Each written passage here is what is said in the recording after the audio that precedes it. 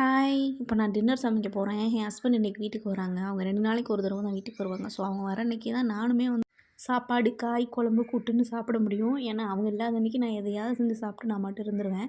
ஃப்ரிட்ஜ தொறந்து பார்த்தப்ப இந்த கோவக்காய் வந்து காலாவதியாக போகிற ஸ்டேஜில இருந்துச்சு. ஸோ அதையும் எடுத்துட்டு அப்புறம் கார்ன் வந்துட்டு பேபி கார்ன் வந்து வாங்கிட்டு வந்திருந்தேன். அதுவும் வாங்கி 1 வாரத்துக்கு மேல ஆச்சு. சரி அத இன்னும் வச்சுட்டே இருந்தா அது என்னத்துக்காதோ அப்படின்னு சொல்லி அதையும் எடுத்தாச்சு.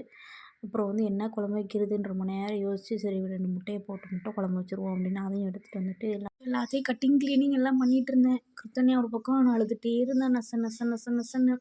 அவள குளிக்க வச்சாச்சு, அவளுக்கு சாப்பாடு குடுத்தாச்சு, எல்லாம் பண்ணியாச்சு. ஆனா அவள என்ன தூக்கி வை, தூக்கி வை, தூக்கின்னு அழுதுட்டே இருந்தேன். அப்புறம் அவங்க தாத்தா கூப்பிட்டு அவட்ட குடுத்து விட்டேன். கொஞ்ச நேரம் வச்சுருங்களேன் அப்படின்னு சொல்லி. அப்புறம் நான் வந்து சாப்பாடுலாம் வந்து ஆல்ரெடி ஒல வச்சாச்சு. ஸோ வந்து அதுக்கப்புறம் நான் இதெல்லாம் கட்டிங், கிளீனிங்லாம் பண்ணி எடுத்து வச்சுட்டு, நான் போய் குளிச்சுட்டு வந்துட்டு தான் அடுத்து சமைக்க ஆரம்பிச்சேன். சாப்பாடு வந்துருச்சு. சாப்பாட வடிச்சு விட்டுட்டு தான் நான் வந்து பேபி கார்ன வந்து மசாலா போட்டு ரெடி பண்ணி வச்சிரலாம் அப்படின்னு சொல்லி அத ரெடி பண்ணிட்டுருந்தேன். பேபி கார்ன வந்து ஒரு கொதிக்கிற தண்ணீல போட்ட உடனே 1, 2 நிமிஷத்துல எடுத்துட்டு அத ஆற வச்சுட்டு, அதுக்கப்புறம் நான் கோவக்காய ஃபர்ஸ்ட்டு தாளிச்சிரலான்னு வந்து எண்ணெய் ஊத்தி, கடுகு போட்டு, கருவேப்பில போட்டுட்டு, கோவக்காய் போட்டுட்டு, அதில் மஞ்சள்தூள், மிளகாத்தூள், உப்பு, கரம் மசாலா மட்டும் போட்டு, நல்லா தாளிச்சு தண்ணி ஊத்தி, மூடி போட்டு மூடி வச்சுட்டேன். அது ஒரு பக்கம் வெந்துட்டே இருந்துச்சு. அப்புறம் வந்துட்டு நான் அந்த பக்கம் குழம்பையும் வந்து முட்டை குழம்புக்கு குழம்பும் தாளிக்க ஆரம்பிச்சிட்டேன். அதுக்கும் வந்து வெங்காயம், தக்காளி எல்லாம் அறுத்து குழம்ப கொதிக்க விட்டுட்டு முட்டையெல்லாம் உடச்சி ஊற்றிட்டேன். முட்டை வந்து இன்னும் சுருள சுருள வேகணும். ஸோ அதனால் அடுப்புலேயே போட்டிருக்கேன். ஸோ இப்போ பேபிகார்ன் 65ஓட ரெசிபி பார்க்கலாம். அதுக்கு வந்து 2 ஸ்பூன் அரிசி மாவு, அப்புறம் 2 ஸ்பூன் கடலை மாவு, அது கூடவே கொஞ்சோண்டு மிளகாத்தூள், கரம் மசாலா, சீரகத்தூள், மிளகுத்தூள், ஒரே 1 டேபிள் ஸ்பூன் இஞ்சி பூண்டு பேஸ்ட்டு, மஞ்சத்தூள், உப்பு எல்லாம் போட்டுட்டு அதையும் லேசாக தண்ணி தெளித்து அப்படியே இப்போ மசாலாலாம் எல்லாத்துலேயும் படுற மாதிரி பெரட்டிட்டு எடுத்து ஓரமா வச்சாச்சு.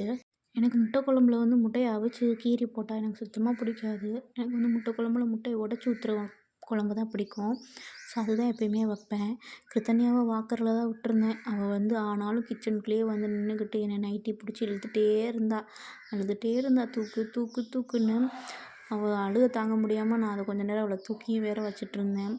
அப்புறம் அவளை இறக்கி விட்டுட்டு தான் வந்து பேபி கார்ன் 65 போடலான்ட்டு எண்ணெய் ஊற்றி நல்லா எண்ணெய் காஞ்ச பிறகுட்டு பேபி கார்னை வந்து கொஞ்சம் ஒன்று ஒன்றா எடுத்து எண்ணெயில் போட்டுட்ருந்தேன். எல்லாமே வந்து நல்லா கோல்டன் ப்ரௌனாக வர வரைக்கும் விட்டுட்டு திரும்ப அடுத்த சைடும் திருப்பி போட்டு அதுவும் நல்லா ப்ரௌனாக வர வரைக்கும் மொறு மொறுன்னு நல்லா பொரித்து எடுத்துக்கலாம். குழம்பும் வந்து முட்டை குழம்பு ரெடி ஆகிடுச்சு. மத்தியானமே சாப்பிட்லன்றதுனால நான் ஃபஸ்ட்டு சாப்பிட்டுட்டேன். சாப்பிட்டுட்டு தான் வந்து கிருத்தன்யாவுக்கு வந்து கொஞ்சோண்டு ஒயிட் ரைஸ் மட்டும் எடுத்து ஊட்டினேன்.